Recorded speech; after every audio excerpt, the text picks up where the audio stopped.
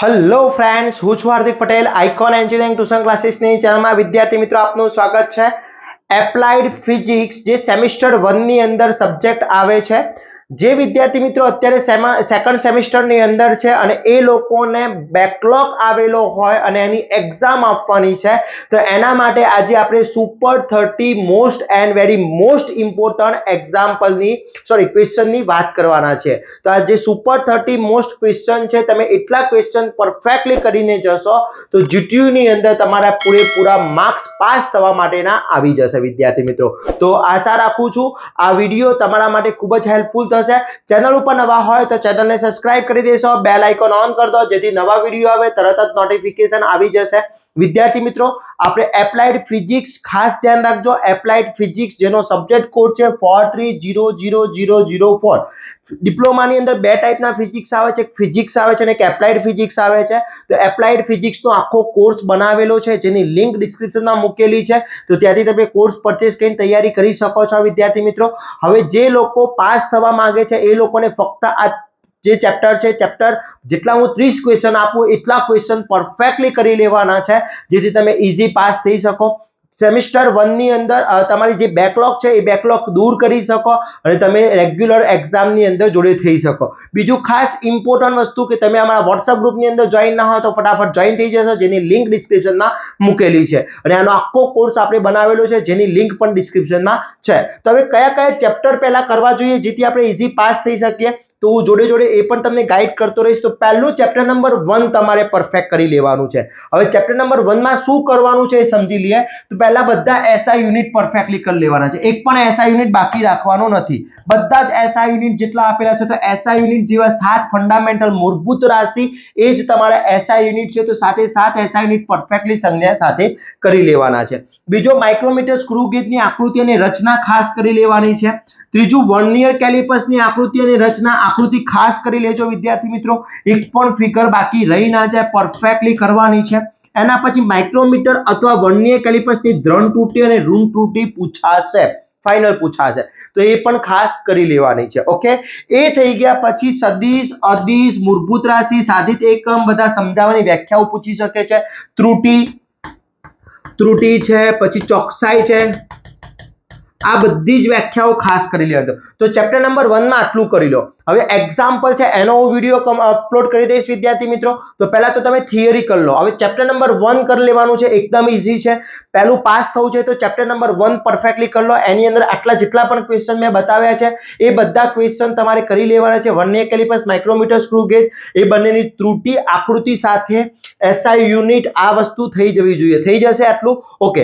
એના પછી તમારે ચેપ્ટર નંબર 2 હાલ નથી કરવાનું, પહેલા ચેપ્ટર નંબર 4 કરી લેવાનું છે. હવે હું તમને ચેપ્ટર નંબર 4 કેમ કહું છું? ચેપ્ટર 4 અને ચેપ્ટર 5 ઈઝી છે. એટલે પહેલું ચેપ્ટર 1 થઈ ગયું, પછી ચેપ્ટર 4 કરો, ચેપ્ટર 5 કરો, પછી ચેપ્ટર 2 કરો અને પછી ચેપ્ટર 3 કરો. ઓકે, તો ચેપ્ટર 4 ની અંદર શું કરવાનું છે? ઉષ્માના પ્રસરણની 3 રીતો, ઉષ્મા વહન, ઉષ્માનયન અને ઉષ્મા વિકિરણ, એટલું કરી લો. તાપમાનના માપ ક્રમાંક અને તેના વચ્ચેનું રૂપાંતર સેલ્સિયસ, ફેરનહીટ અને કેલ્વિન વાળો જે છે એ.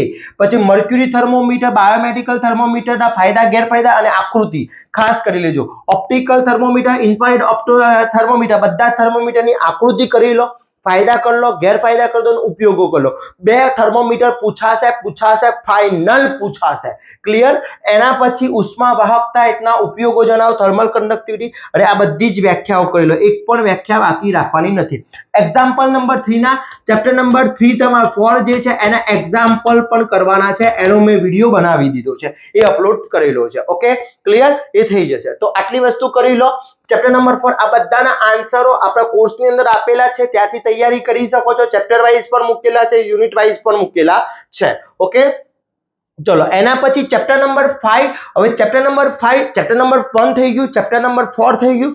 હવે ચેપ્ટર નંબર 5 કરી લઈએ. ચેપ્ટર નંબર 5 માં શું કરીએ? તો પહેલું લંબગત તરંગ, સંગત તરંગનો તફાવત અથવા વ્યાખ્યાઓ કરી લો. ધ્વનિ તરંગના, પ્રકાશ તરંગના ગુણધર્મો બંનેનામાંથી કોઈ એકના ગુણધર્મો પૂછાશે. ધ્વનિ તરંગનો વેગ, તરંગ લંબાઈ અને આવૃત્તિ વચ્ચેનો સંબંધ કરી લો. આટલી વસ્તુ કરી લો. એના પછી અલ્ટ્રાસોનિક તરંગો ઉત્પન્ન કરવા માટેની રીતો, કોઈ પણ એક નામ લખી અને સમજાવો. અલ્ટ્રાસોનિક ઉત્પન્ન કરવાની રીતો છે એ મોસ્ટ આઈએમપી છે. અલ્ટ્રાસોનિક તરંગોના ગુણધર્મો મોસ્ટ આઈએમપી છે. પછી અલ્ટ્રાસોનિક તરંગોના ઉપયોગો શોધવા નંબરમાં આ બંનેમાંથી ગમે તે ક્વેશ્ચન હશે. પછી વ્યાખ્યાઓ કઈ કઈ છે? યાંત્રિક તરંગો, બિન યાંત્રિક તરંગો, તરંગ લંબાઈ, આવૃત્તિ, આવર્તકાળ, કંપન વિસ્તાર, આ બધી જ વસ્તુ ખાસ કરી લો.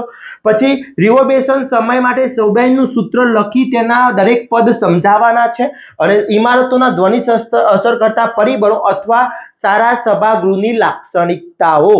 આટલું ચેપ્ટર નંબર 5. પહેલું ચેપ્ટર નંબર 1, ચેપ્ટર નંબર 4 અને ચેપ્ટર નંબર 5. આટલી વસ્તુ તમને પાસ કરવામાં એકદમ નજીક લાવીને મૂકી દે છે. હવે શું કરવાનું છે?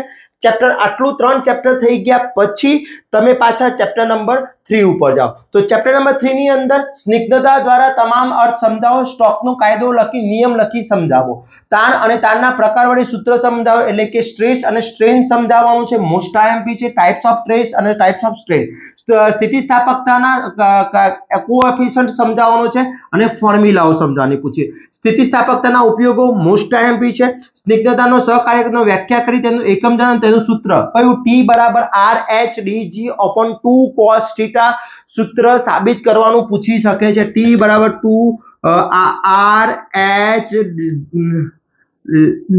અને G/2 આ સૂત્ર મોસ્ટ આઈએમપી છે, કરી લેજો. એના પછી હુકનો નિયમ લખીને સમજાવો. તો ચેપ્ટર નંબર 3 ની અંદર આટલા પરફેક્ટલી કરી લો એટલે તમારો ચેપ્ટર નંબર 3 થઈ જશે. અને પછી તમે ચેપ્ટર નંબર 2 કરો. એનો વેગનું સંરક્ષણનો નિયમ, બળનો પ્રવેગ, વેગ અને પ્રવેગનો નિયમ, આકૃતિ સાથે કોણીય વેગ સમજાવો, કોણીય વેગ અને સામયિક સમય સાથે t વચ્ચેનો સંબંધ તારવો, એ પૂછાઈ શકે છે.